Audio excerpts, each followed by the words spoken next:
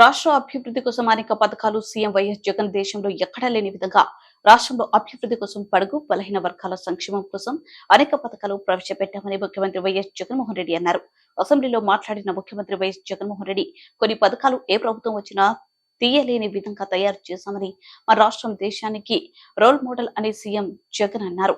రాష్ట్ర అభివృద్ధిలో రాజీ లేదు అని, అభివృద్ధి సంక్షేమమే లక్ష్యంగా పనిచేశామని సీఎం వైఎస్ జగన్మోహన్ రెడ్డి అన్నారు. ప్రజల ఆశీస్సులతో రాబోయే రోజుల్లో మరిన్ని సంక్షేమ అభివృద్ధి పథకాలను ప్రవేశపెట్టబోతున్నామని సీఎం వైఎస్ జగన్ రెడ్డి అసెంబ్లీలో తెలిపారు.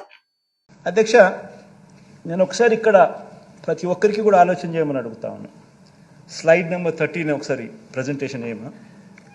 అధ్యక్ష, ఇది మన పార్టీకి సంబంధించింది. అధ్యక్ష, మన పార్టీకి సంబంధించి అధ్యక్ష, ఈ 5 సంవత్సరాలలో డీబీటీ అయితే నేరుగా బటన్ నొక్కి అక్క చెల్లెమ్మల కుటుంబాల ఖాతాలోకి పంపించడం అయితేనేమి, నాన్ డీబీటీ అంటే నేను చెప్పినట్టుగా ఇంతకుముందు ఇళ్ల స్థలాలు, ఇళ్ల పట్టాలు, ఈ సంపూర్ణ పోషణం, గోరుముద్ద, విద్యా కానుక, ఇటువంటివి అయితేనేమి, ఇవన్నీ కూడా ఒకసారి హౌస్ సైట్స్, ఇటువంటివన్నీ కూడా గమనిస్తే అధ్యక్ష, రాష్ట్ర ప్రభుత్వం ఖర్చు ఎంత చేసింది అని చెప్పి గమనించినట్టయితే అధ్యక్ష, హౌస్ సైట్స్ కూడా అధ్యక్ష మార్కెట్ విలువ తీసుకోలేదు.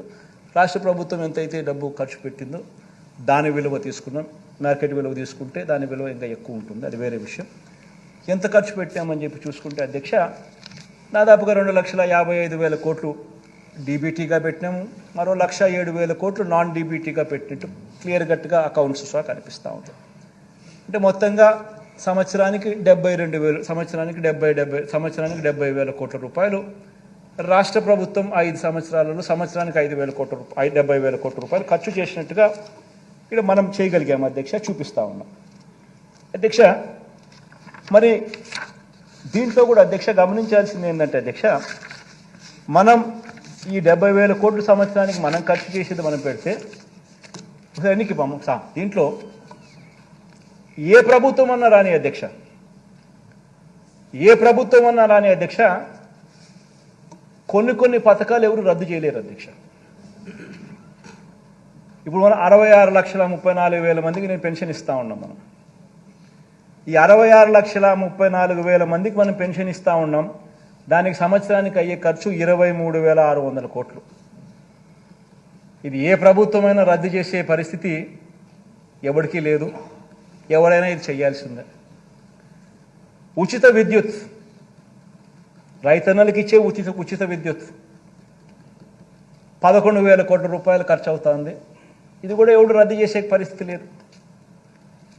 సబ్సిడీ కింద బియ్యం, సివిల్ సప్లైస్ 4,600 కోట్ల రూపాయలు మనం ఖర్చు చేస్తూ ఉన్నాం. ఇది కూడా ఎవరు టచ్ కూడా చేయలేని సబ్జెక్టు. ఆరోగ్యశ్రీ, ఆరోగ్య ఆసరా 104, 108 4,400 కోట్ల రూపాయలు మనం ఖర్చు చేస్తూ ఉన్నాం సంవత్సరానికి. ఇది కూడా ఎవరు టచ్ చేయలేని సబ్జెక్ట్. ఫీజు రీఎంబర్స్మెంట్,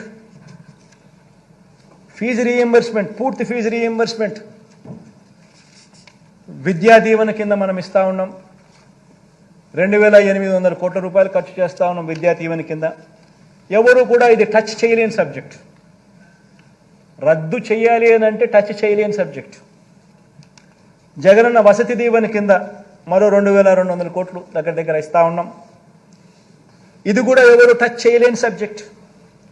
సంపూర్ణ పోషణం కింద గర్భిణీ స్త్రీలకు, బాలింతలకు, చిన్నారులకు, 6 ఏళ్ల లోపున్న పిల్లలకు సంపూర్ణ పోషణం కింద పౌష్టిక ఆహారం కోసం డబ్బులు ఇస్తూ ఉన్నాం 2,200 కోట్లు.